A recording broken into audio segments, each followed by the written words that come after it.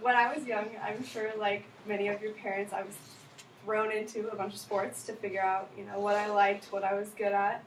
One of those sports being gymnastics, and I completely loved it, and it was super fun, but I didn't really take it seriously enough.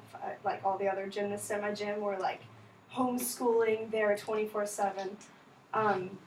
So I eventually quit, and then around like 6th grade, I ended up transferring to competitive cheer because it's like has some elements of gymnastics, and you don't really have to be like the typical positive cheerleader type of girl.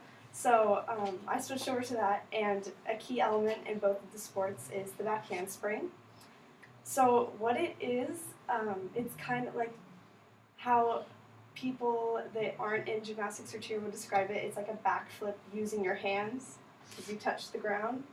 You kind of just swing back, throw yourself back, and then have your hands hit the ground and swing your legs over.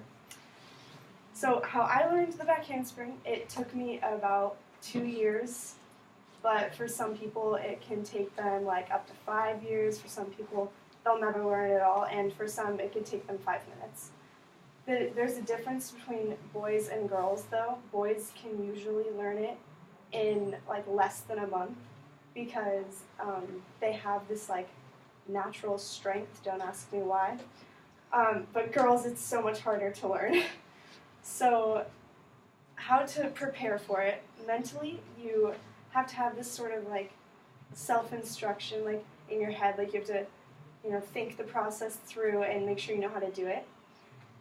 Michael Mahoney and Marshall Abner of Penn State University found that the United States male Olympic gymnasts were more likely to self-instruct than gymnasts who failed to make the Olympic team. This evidence suggests that appropriate self-instructional behavior may facilitate gymnastics performance. So you have that. And then another thing you need to prepare is a soft surface. You need like grass or a mat or something, not cement, basically. And then you need to stretch and warm up, obviously, to get your muscles moving, and you need to stretch your back to make sure you don't throw it out, which I've done before. And you need strength training because you need to be strong enough to withstand like the pressure against your body weight hitting the ground and the impact of like gravity along with it because you're throwing yourself down. You also need spotters. A spotter is a person that like kind of stands there to make sure nothing bad happens and will come in if you're like about to break your neck or something like that. And then the last, and I think the most important thing, is you need knowledge of the skill for obvious reasons. Jacqueline Wright of the Honors College at University of South Florida writes that the other techniques are extremely important in preventing injuries to cheerleaders, but the most effective method of preventing injuries to cheerleaders is knowledge. So the actual skill itself, this is going to be kind of interesting. So you start in like a sitting position, and then you swing your arms back, and then you go all the way back until your hands hit the ground, but you have to follow your eyes, and then once your hands hit the ground, you have to hit a handstand position, and your legs will come over naturally, but you want to make sure to push through your shoulders, so it gives you that nice pop. And then you land, but make sure you land with your knees bent to avoid hyperextension. I've also hyperextended my knee several times. So,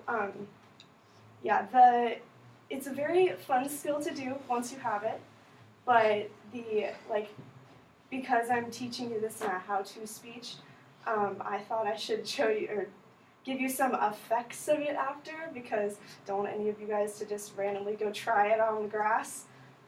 So in a study on effects of tumbling on wrists by Peter Davidson, he writes that many gymnastics activities involve large weight-bearing impacts on the hands.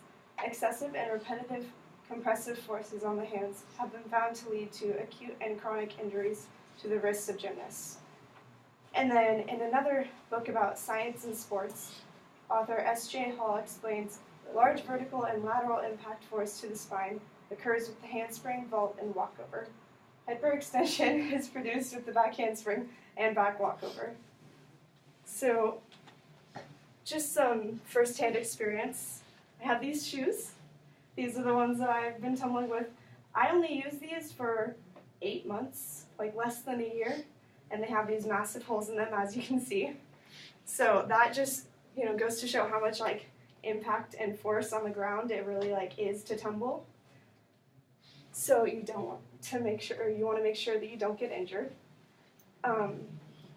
So it's super fun once you get it. Just make sure you take all the precautions before attempting the skill. And then if you would like to actually see it in action, I can do it outside of class, after class. If you want to, follow me to the grass, I'll show you guys how to do it.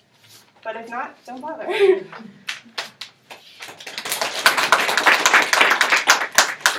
a sec. All right.